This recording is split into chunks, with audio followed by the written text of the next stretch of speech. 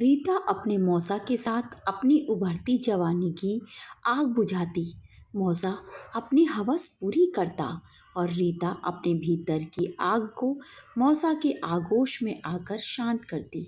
रीता को घर के काम से फुर्सत ही नहीं मिलती थी। घर में सबसे बड़ी बेटी होने की वजह से वह घर का सारा काम संभालती। उसकी माँ अधिकतर नानी के घर जाकर रहती। रीता लापरवाह सी अपने काम में व्यस्त रहती। अक्सर उसका मौसा चौरे उनके घर आता और उससे हमदर्दी जताता।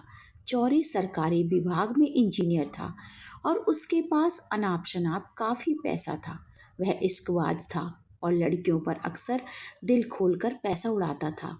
रीता के लिए भी वह कभी साड़ी तो कभी मेकअप का सामान लाकर देता रहता।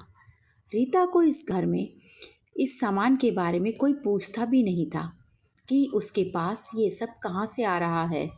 उसके पिता पैतृक संपत्ति के हिस्से की बाट जो रहे थे। छोटी बेटियों पर वे ध्यान देते, लेकिन घर की बड़ी लड़की रीता जैसे घर की काम वाली ही मानी जाती। उसे सिर्फ काम करने के लिए कहा जाता। छोटी बहनें इधर उधर मटर गश्ती करती रहती, पर रीता घर के कामों में ही उलझी रहती।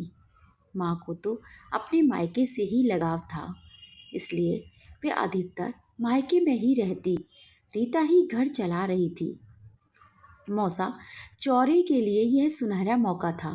वह जब तब आकर रीता से पराठे बनाने को कहता, कभी ऑमलेट बनवाता। सामान वह खुद ही लेकर आता। अक्सर वह रीता के आसपास ही मंडराता रहता।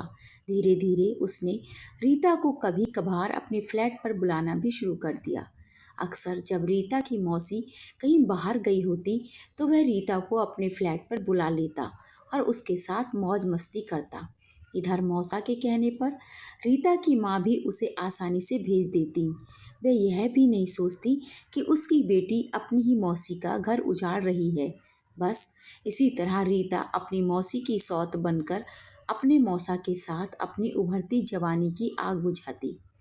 मौसा अपनी हवस पूरी करता और रीता अपने भीतर की आग को मौसा के आगोश में आकर शांत करती। अंत में हुआ यह कि रीता को दिन चढ़ गए।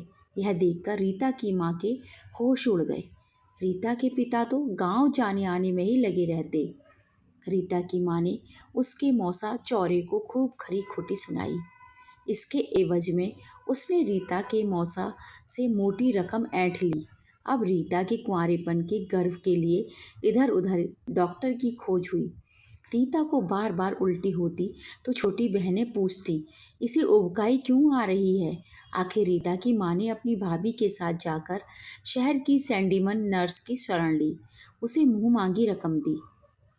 सैंडीमन इस काम के लिए शहर में जानी जाती थी।